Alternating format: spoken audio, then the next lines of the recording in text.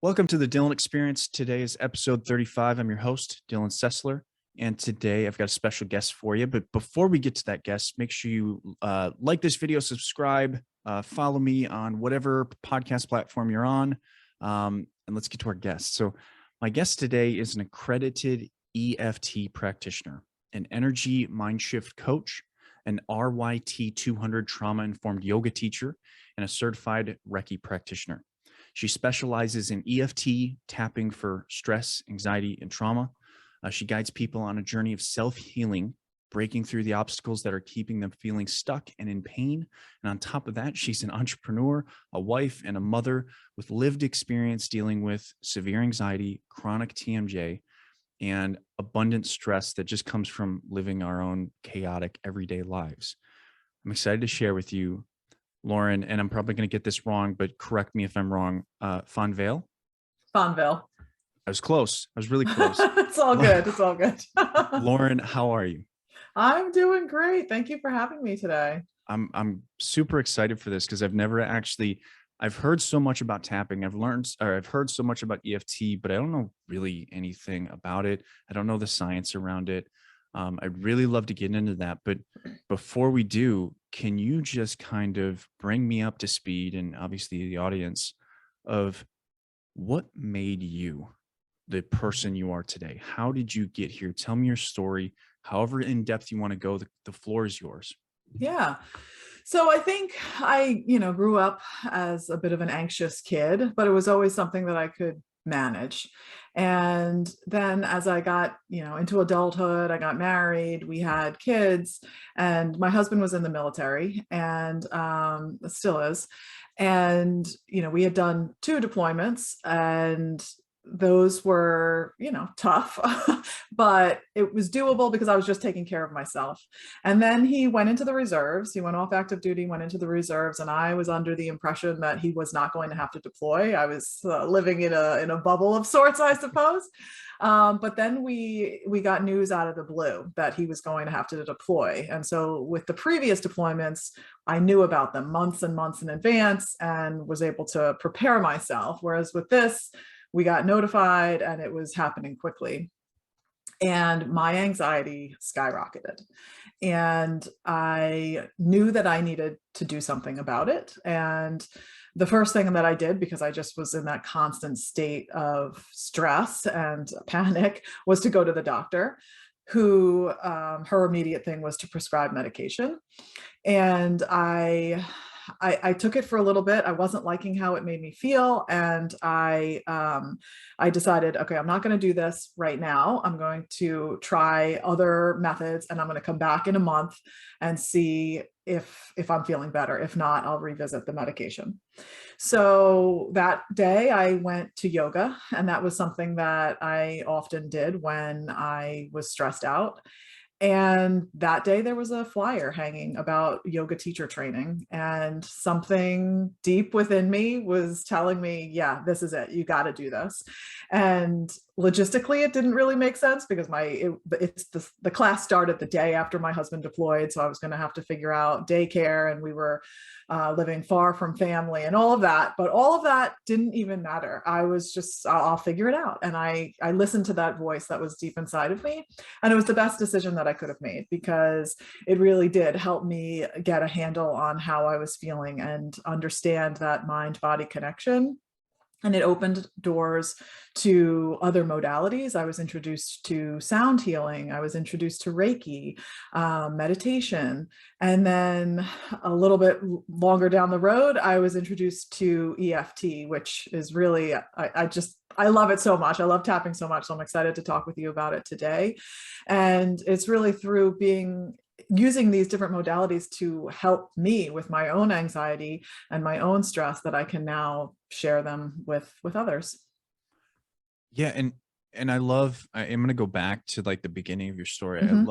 I love how you said we deployed, because it's, did I? I didn't even realize I said that. but I don't know if you know this, I'm military, right? And okay. My wife's in the other room, and what people don't really realize is that when I deploy, my wife is deploying in a completely different way, Mhm. right? Like, and I love that you said that, because that's really how it is. Like, if you're married or if you're in a relationship, you really don't understand what it's like to have someone leave you, right? That's such a functional part of your life. That's such a profound part of your life that when they go, like I went to Afghanistan and my Mhm. wife was like, we got notified in reserves, like we were talking about reserves, like that, that naivete of not realizing that the reserves deploys. Mhm. And I'm National Guard. So we get less notification than active duty Mhm. oftentimes. And active duty, like they understand that they have a deployment cycle. They're planning on going all the time. And that reserve mentality of realizing like we're going to get notified and we have to leave when we have to leave, right? And that's kind of what happened to us. And I deployed 3 months after I married Mhm. my wife. you know she was in grad school. She was a mom. She's trying to work full time, do grad school, be a mom, manage the home, do everything. And I'm gone, right? Like, it's a deployment, right? Mhm. You're going from being in a family unit to being a single mom, doing all of the things that you're doing, right? Or a single husband, if your wife deploys, which I got a buddy of mine that is going through that right now. It's Mhm. very much a we thing, right? And I Yeah, yeah. I mean, it is, and when you talk about anxiety, there's the anxiety before you leave for deployment. You get the news and the anxiety leading up to that day when you leave, and then there's the adjustment period right after they leave and trying to get into Yep. the routine, and then it's the post deployment and the reintegration period. So it's so much longer than however long the deployment is too, and Right. ours was long. Like it ended up being, it was a 13-month deployment, and Oof. he tore his ACL while he was over there. And when he came back, he had to have surgery, but of course they had to do the surgery off of, like, from the base that he deployed from. Yep. So if he wanted to stay on those active duty orders, he needed to stay down there to do all of the PT.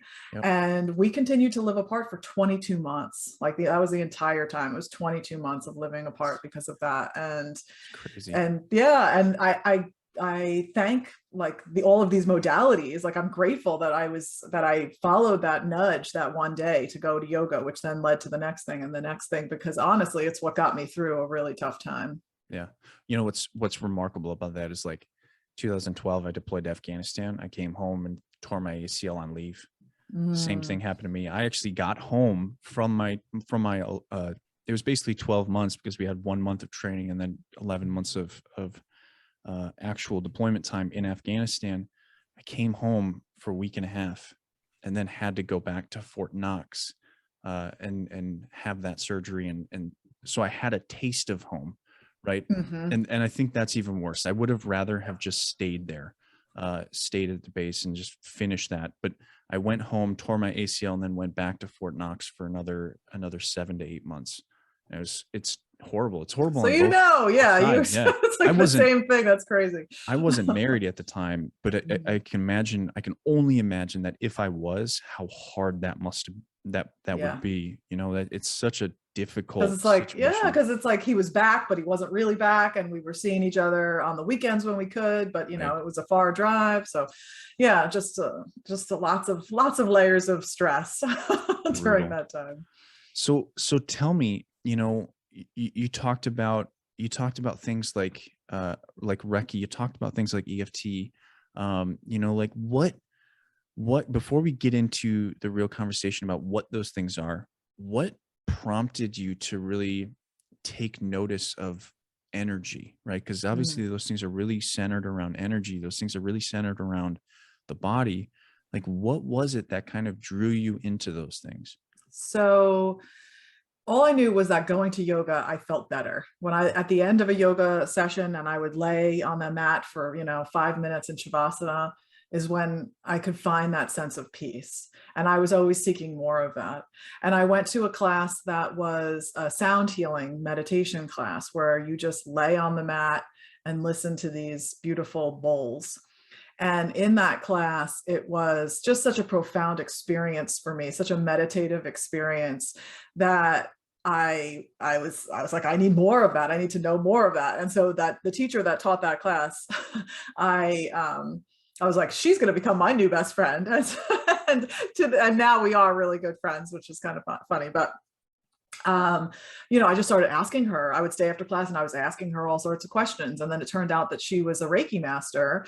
And I went to her for a Reiki session. And Reiki is a Japanese form of energy healing. And, you lay fully clothed on a massage table, and it's the energy is channeled through the practitioner to the person.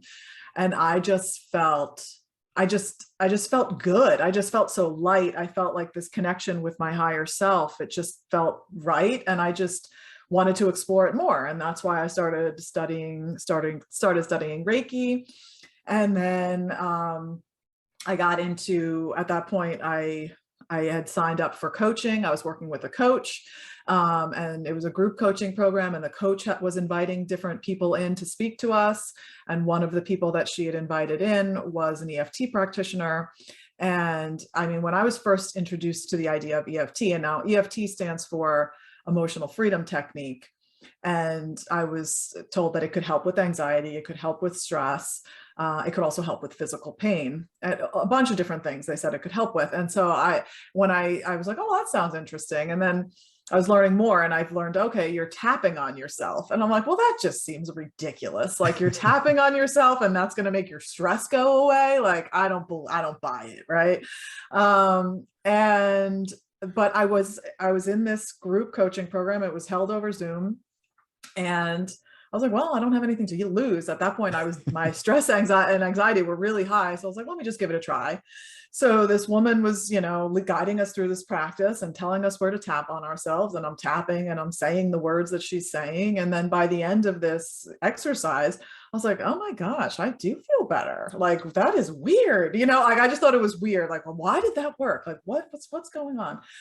But it was enough of a shift that again, I felt better. So anything that made me feel better, I was willing to explore, even if I didn't understand why it made me feel better. It was enough for me to be like, okay, I'm gonna do that again. Yeah. And so I just kept on doing it more and more. And then recognizing the shifts that I was experiencing, I did start sharing it with people. And at that point, I was like, okay, I need to go get certified so I can really share this properly. And that's what I did. I think it's really remarkable to kind of go back just a little bit of that mindset of, this makes me feel better, I want to explore it, right? It's, Mhm. and I've seen that in other practitioners of other modalities, of other, people that have overcome things, right? I see that pretty common in people who really start to overcome things like trauma, overcome things like anxiety or mental health issues, or just things that have happened in their life, grief even. This idea or openness to being willing to explore something, even one, if you don't understand it, if you don't respect it or like it, right? Like, this idea of like tapping on yourself, right, is weird, right? It's Like, yeah, it's it not, I it's admit that totally. right. Like, when you first hear about it, you're like, I'm skeptical, right? Right. But Hmm.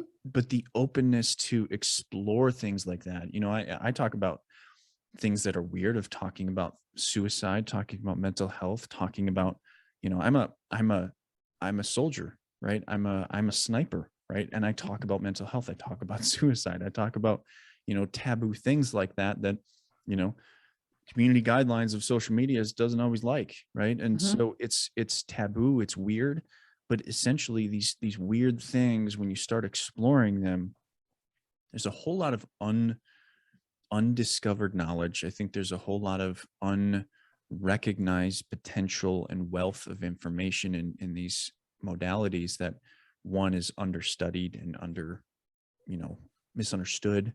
And so I'm curious, like, when you started putting it all together, right? Hmm. Yoga, Reiki, EFT, tapping, all of this stuff, what commonalities are you seeing in all of that? What are you noticing in your own journey with that is becoming evident or clear to you? Yeah. I think the one thing is that they're all focused on moving energy, and Can and you the can you define that a little bit more. Like, Mm-hmm. obviously, like we have an understanding of that, but not everybody understand, like, what does it mean to move Mm-hmm. energy, Yeah. right? Like, what are we talking, like electricity, like Well, so we are energy, right? And at our smallest molecular level, we are vibrating. We're just like little vibrating atoms. And so our body is made up of energy. And so when I say we are moving energy, when we're talking about yoga, you're physically moving your body into different poses, and that's helping to move energy. When we're doing tapping, we are tapping on points in your body with the points that we're tapping on are the end points of the meridians, and the meridians are how energy moves through your body. And so I like to think of that in my mind as like our blood moves through our blood vessels and our veins, right? But our energy moves through these meridians. And when there is, a blockage in a blood vessel, that can cause a problem. Same thing as like when there's a blockage in your meridian because the energy isn't moving, that can cause a problem. So figuring out ways to it's just about making yourself feel better and moving through your emotions. And the definition of emotion is energy in motion. And so when love we that. are humans experiencing, living our lives, and we have all these experiences, what comes with those experiences are emotions. And when the emotions are heavier emotions like anger, sadness, frustration, overwhelm, they aren't emotions that we typically like to feel. They aren't emotions that we typically like to experience and embrace. And so the majority of us will shove them down, right? We'll stuff it down, and then we'll try to distract ourselves with something else. And maybe we distract ourselves by drinking too much. Maybe we distract ourselves by throwing ourselves into work, whatever it is, whatever it's going to be for you to distract yourself. And maybe that'll work for the short term, but in the long term, that's going to come back to bite you, right? Yeah. And so by allowing yourself to hold space for these emotions, we allow ourselves to move through them as opposed to stuffing them down or running from them. And that can be scary for people to be like, okay, I'm going to hold space for this anger or this sadness. Like, people don't want to do that because that doesn't sound like it's going to be fun, right? Right. But doing so is going to get you closer to healing, because unless you really allow yourself to go there, you're always going to be running from it instead of running through it. Yeah, well, and there's a lot more science coming out now that, that the body's really retaining that stuff, and Oh yeah. you're killing yourself, right? Like, Mm-hmm. whether you actively try to kill yourself or not, when you're holding on to those deep and heavy emotions, things like trauma and things like unprocessed emotions of childhood, like, you're literally, your body's literally shutting itself down. And Mm-hmm. there's science that is coming out with like fibromyalgia, rheumatoid arthritis, autoimmune disorders like ALS, and even Alzheimer's is kind of being linked to those deeper emotions that are being held in, right? And Well, yeah. having that ability to process those things is really, really important. But I'm curious, I'm an entrepreneur, you're an entrepreneur. Um, how do you kind of manage that entrepreneurial spirit that is necessary to do what you do, right? Because as entrepreneurs, like, you're a firefighter, right? Like, every day something can go wrong and you're like, I've got to fix this, otherwise my entire business doesn't work, right? Mm-hmm. Or if your scheduling system goes down, or you got to do your taxes, or you got to do your books or something like that. Like, how do you manage that emotionally? Like, what are your kind of daily, what's your daily rhythm? Like, what are you trying to focus on in terms of how do you leverage that balance of being an entrepreneur, which is stressful and chaos, between what you do as with EFT and trying to manage yourself? Like, how do you Mm-hmm. do that? Yeah, I think the two are complementary to each other, right? Because when I get to that point where I'm feeling really overwhelmed or really stressed out, or, those limiting beliefs start popping up, like, who am I to do this? I can't do this. I'm not good enough. All that kind of stuff. When that starts to come out, I have the tool. I have all these tools in my toolbox that it's like, okay, this is coming up for a reason. And the reason is not for me to ignore it. The reason is for me to explore it. And I have the tools to do that. And so I have a regular practice of tapping and meditating and journaling, which has helped me personally, but it has definitely helped me professionally too. I feel like they go hand in hand. Yeah, absolutely. So what is it like? I guess what's your favorite? Like what hits you the most? Is it tapping? Is it journaling? Is it meditation? Or is it like, any one specific week it might be completely different? Yeah, I think it depends. I think it depends. I mean, I love tapping. I definitely love tapping, but I mean, I typically will do more than one at a time. Sure. I'll incorporate several.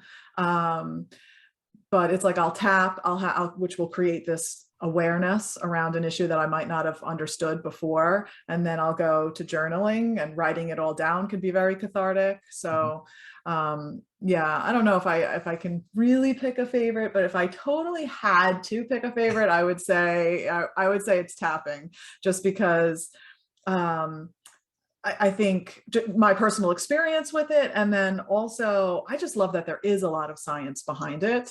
And that helps my right brain self, to Yeah. be like, oh, okay, this is why, there's a reason why it's working. What's the I'm curious now, like when you say science, like Mhm, what kind of things have you learned about it scientifically, right? mhm, Because there's people out there that are going to be like, well, I don't get the science behind it. Like, tell me mhm. about that. Like, what do you Yeah. know? What kind of science has come out? Can you explain that? Sure. So when you're actually tapping on these points, I like to compare it to acupuncture because people are more familiar with acupuncture. So when you go to an acupuncturist, they take those little needles and they put them in at certain points of the body. And the points that they're putting them in at are the end points of the meridians. And like we just talked about before, the meridians are how energy moves through the body. And so instead of putting needles in, what we're doing is applying acupressure to some of these same points. And what's happening is, as you tap on these points, it has been shown to send a message to the amygdala. And the amygdala is the part of the brain that controls fight or flight. And it tells the amygdala, hey, you're not actually in fight or flight. You don't need to be producing all that cortisol right now. And it has been shown to reduce the amount of cortisol pumping through the body by up to 43%. And that was a study that was done by Dr. Peta Stapleton.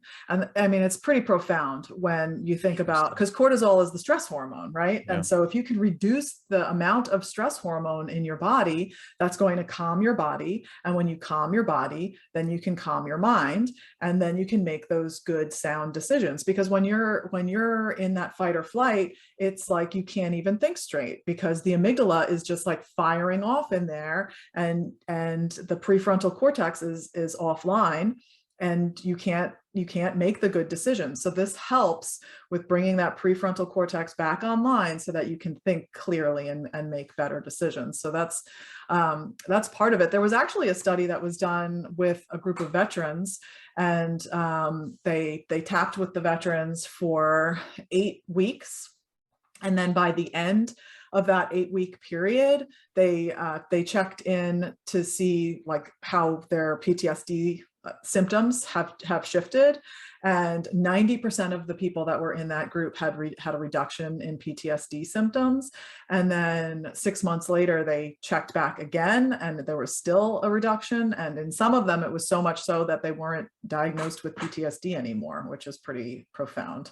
Right. So yeah, it's just interesting how the brain works like that. and Yeah. and yeah, you can reduce that cortisol. I think a lot of people think PTSD is a lifelong issue, and in some cases, I believe so. Right, it Mhm. certainly can be, but I think there's a lot of people that think like any kind of diagnosis of PTSD is like a lifelong death sentence in some regard, and I think people are proving that that's not true. Right, Mhm. like I think there's a lot of different kind of levels of PTSD. And I think there's a wide spectrum of it, just like any other issue. I love that you talk about the science of the brain, of like how this stuff actually, responds within the brain. And if anybody's followed this podcast, like they know I've talked about this stuff specifically. It's just how we are looking at PTSD, and people like you and I explaining this stuff to people. I hope people realize that you can. I think you absolutely can change how these things are affecting you. I think you absolutely can heal from PTSD. Is everybody going to be able to do it? No, but a vast majority of people that go through traumatic experiences, I truly believe you can heal, many parts of the brain and reform habits. Rewire. It's just really Yeah. like rewiring your brain, which Right. which when you're using tapping specifically for trauma, right? It's like you have some sort of trigger in the present moment that then is transporting you back to in time to whenever that specific traumatic event happened. And so that you're physically experiencing the trauma in your body in the present moment, even though it happened, whenever it happened years ago. Yep. And so what tapping can help you do is that it helps to create this space between the trigger and the physical sensation in the body. So it's not, it's not going to erase the memory. It's not going to change the memory. But what it is going to do is it's going to create this wider space between the trigger and the physical response in your body, so that eventually you could get to a point that you're exposed to whatever your trigger is and not have that traumatic experience in your body and not have those physical sensations. And that in itself is life-changing for someone. Absolutely. Have you ever dug into a book called Trauma and Memory by Peter Levine? No, I haven't. So it's really remarkable that of what you just said, because digging into that book reminded me of something called what he describes as procedural memory. It's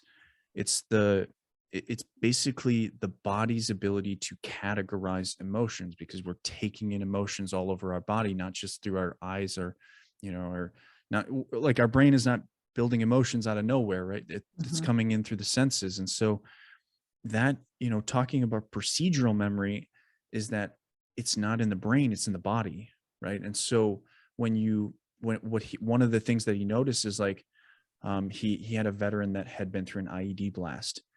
He had a major tic. He actually was diagnosed with, I think, Tourette's, which was incorrect, because it was actually a PTSD response, because his body had internalized what happened during the blast.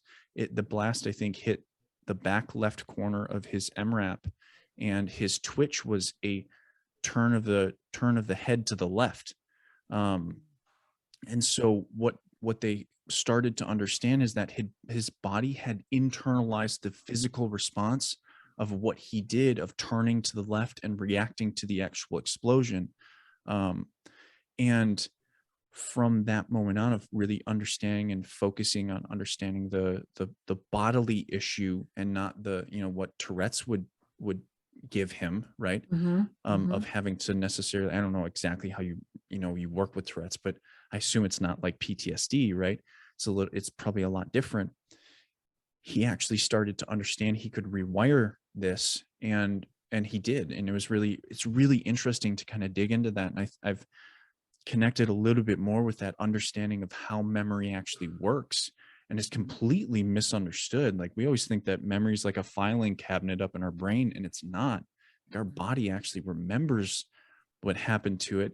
And just like you were talking about the amygdala, it takes those categorizations that are taken in from the body, right? It might be in different areas, or, it might be a smell, it might be a sound, it might be a feeling, it might be, it might be energy, right? Like, or, a smell, and it takes it in, and the body rebuilds that category of what happened that day 30 years ago. And it replays it, like, you have to respond in this way. And it's really interesting, like you talking about that, it reminds me of that. And it very much fits, it's very, I think that that kind of line of understanding how memory works is really important when we're talking about trauma and we're really talking about PTSD. It's really Yeah. I'm it sorry. last thing, it's really interesting when consider tapping, because it's a bodily response, and you might be, I imagine it's interrupting in many Mhm. ways. So it's interesting. Yeah, no, it really is interesting, and it makes me think about physical pain, right? And how there are all of these emotional contributors to physical pain. And Yeah. we don't always necessarily think about that. It's always like, oh, let me go, go to a doctor that specializes in that part of the body to figure out what's wrong with it. And you're not necessarily considering that there are emotional reasons for that physical pain. Right. And yeah, I mean, I've had several experiences with clients where they've been in chronic pain, and we've, tapped on the sensation of the physical pain, and then, what feels like a random thought will come to the surface, and they'll think, oh, that's not related, like it's a memory from, years ago that doesn't have anything to do with this pain, Oh, and then interesting. yeah, and then we'll tap on that memory, right? And lo and behold, there is some sort of connection there. And then it's like, oh wait, oh, my shoulder feels better, or my knees aren't hurting as bad. So it's very interesting to kind of explore that. And that's very much what it is, right? Like, Mhm. it's an exploration. You know, I Yeah. I'm a I'm a mental health coach, and I don't necessarily deal with the physical side of things, but I definitely talk about it, right? Like, I Mhm. push people to explore it. And it's very much an exploration into the mind and into the body. And it's remarkable to kind of see how certainly different modalities kind of come into and approach the same problem from a different perspective. um, how do you kind of incorporate, or do you incorporate kind of that exploration of the mind as well Yeah. into what you do? Yeah, it really is, a connecting of dots. It's like a following of the breadcrumbs. And oftentimes, when you're specifically dealing with physical pain, I'll start by asking questions about how long you've been dealing with the pain, where the pain is in your body, what type of pain is it, getting as specific as you can with the physical sensation and using those words when we're tapping on the different points. Um, and then seeing where it goes from there. Does talking about the pain make you really angry that you've been having to deal with it? Is it, really frustrating for you? Is it whatever, whatever comes up? And then we go and we talk about that feeling of frustration. We hold space for that, and we see what other thoughts come up. And so you never know where it's going to go. Yeah, And it's just guiding people through that process. it's tough, right? And Yeah, I think that was really the kicker for me when I said I was introduced to this in a group setting. It helped me feel better about my anxiety. And then when I heard that it could help with physical pain, I was like, again, oh, okay, it's skeptical, right? That sounds too good to be true. But I had some one-on-one sessions, and I was dealing with some really bad chronic TMJ pain, and my TMJ will act up when my anxiety is high.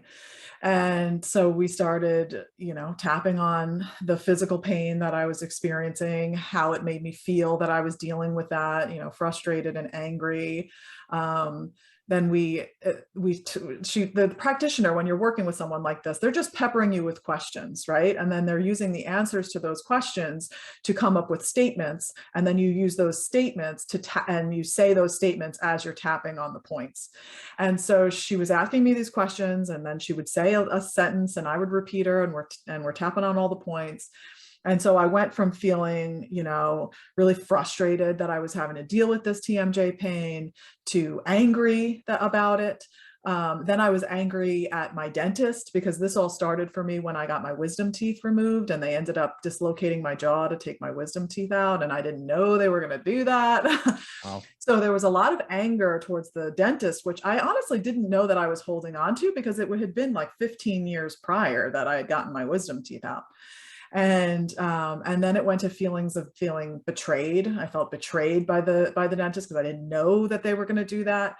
And that's where it got interesting, where I had one of those thoughts that I thought, oh, that's not related. But I had a memory of a friendship where I was betrayed in a friendship.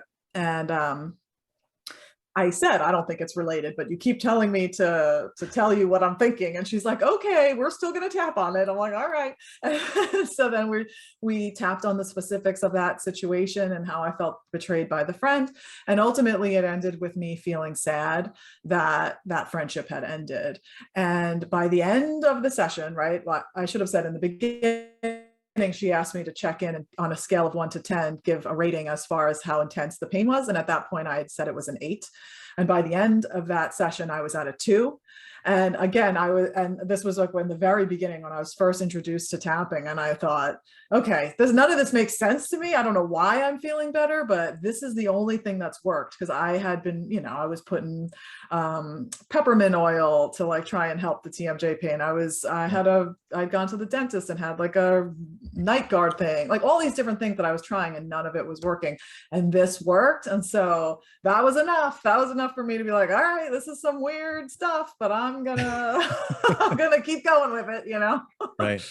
Yeah. How interesting. I mean, it's just, I believe it, right? Like after everything that I've learned and everything I've studied, I absolutely give credence to the potential for all of this stuff that I used to think was super weird.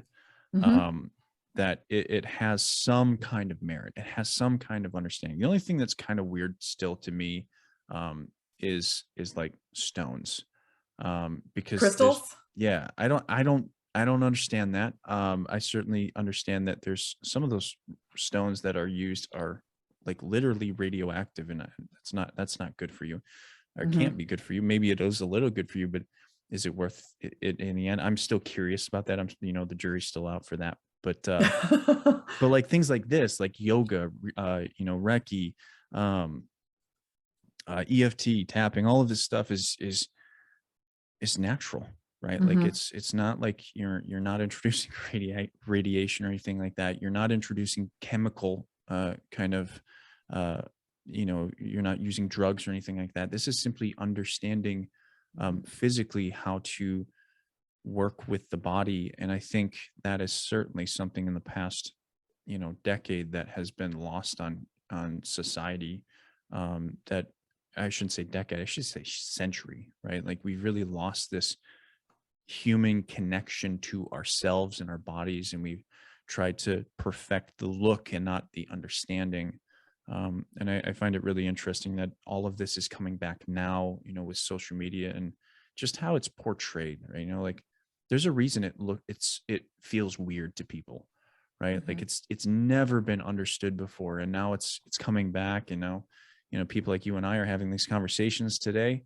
And I'm curious where it goes. I'm curious what people do with it, what society does with it. I'm curious where you go. Like, do you have any kind of paths right now that you're searching down or exploring or kind of developing yourself with?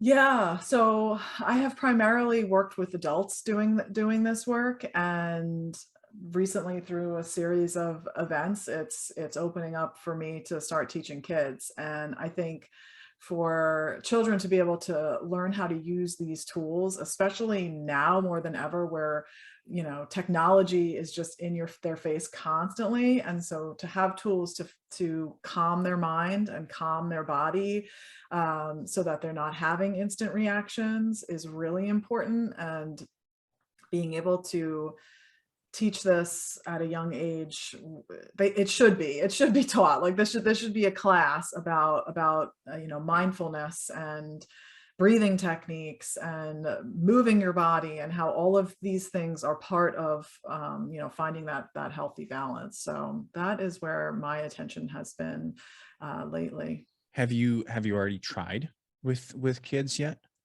Yeah, I've done it here and there, but now I'm going to be doing I'm teaching a workshop at a high school, and I have some groups coming up next month, or later this month, for kids. And I think and they're just so, they're little kids are sponges, right? They're sponges for this information. And it's fun to kind of see things through their eyes as well. what are you seeing, that's different between adults doing this, right? I'm sure the adults that you see are people that come to you, like they see it, they Mhm. see you on social media, they see you somewhere and they're like, I want to work with Lauren, versus kids, right? Kids are kind of oftentimes Yeah. just kind of thrust into a situation and they have to deal with it. Mhm. I imagine that that kind of happens, but what do you see with kids that is a little bit different than adults? Yeah. Sometimes it can, it's, depending on the kid, but it's also depending on the adult too, the time to like kind of warm up to it. But most kids, like, just don't question it as much. Like they're not so skeptical about it. They're like, okay, she's telling me to do this. All right, and and they're a little bit more open to it. And I had a fourth grader say, you're really going to help a lot of kids with this, and I just thought, like, wow, for, a fourth grader to see that, and that was from her own, felt experience, that, like, wow, this is going to help a lot of people. I Yeah. thought that was really special. Have you worked with have you worked with boys?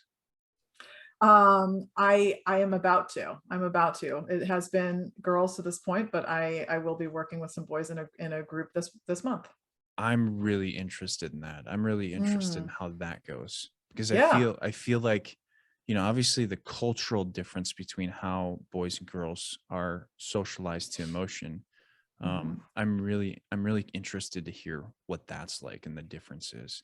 So I'm gonna have to keep in touch with you and Yeah, definitely. I'd get be that. happy to share. Um, yeah, that's really interesting.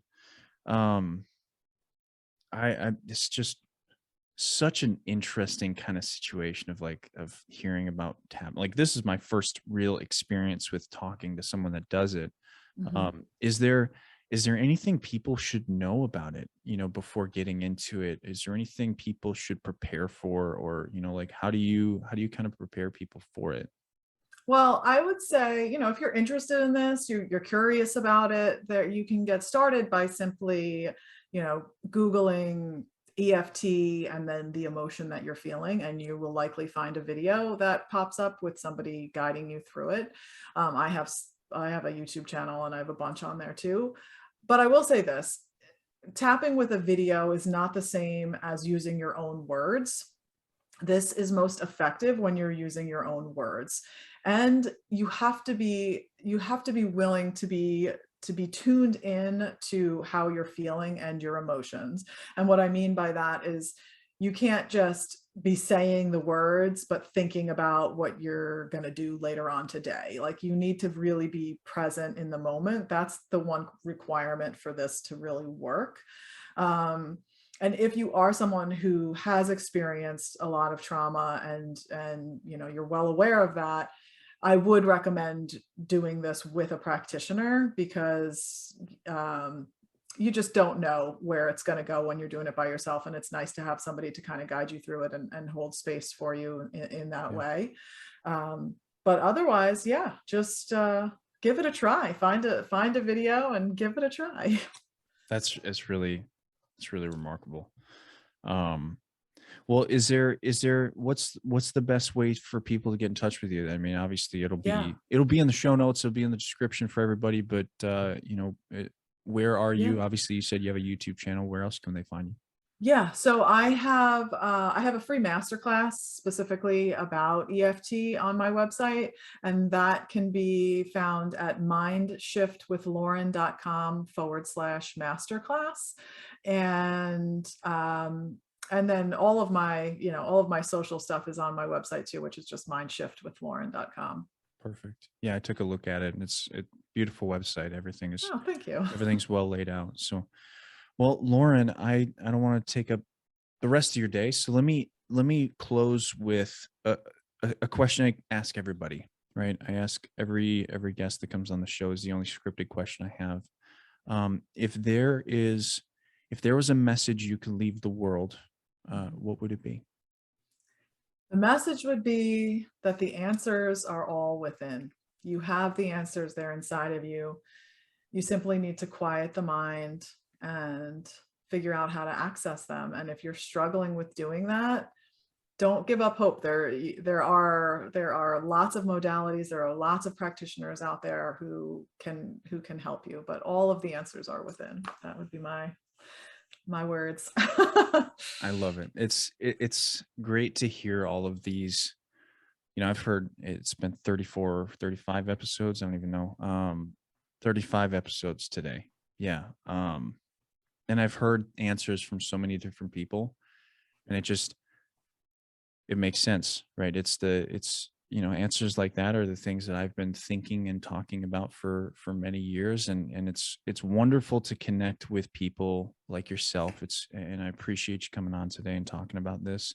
I imagine we'll be talking more in the future, because there's a different kind of uh, mentality coming out of the past 2 decades of social media that is really, I think, being harnessed by society. And I think people like you and I are on the leading edge of trying to shift and understanding that, you don't always, you're not always going to need to go elsewhere and to validate yourself through other people. Sometimes you really just need to connect with who is inside, and you might need people to help reveal things to you, but in many ways, like, you are the arbiter of your own life, and you are the decision maker. You are the final say. And we're helping people make decisions for themselves for maybe the first time in their lives. And it's really remarkable to see good people doing good things for people. And I think I'm excited to see where you go. I'm excited to see where we go, and thank you. Yeah, thank Thank you for joining you. me. Thank you so much. But guys, this is for everyone out there. If you haven't followed Lauren already, all of her links are going to be in the show notes in the description below. So go ahead and check her out. If you haven't followed the podcast, make sure you do that. Like, subscribe. Tell me what you think in a comment if you see this on YouTube. But thanks for joining me if you've made it this far, and we'll catch you next time on the Dylan Experience. Too easy.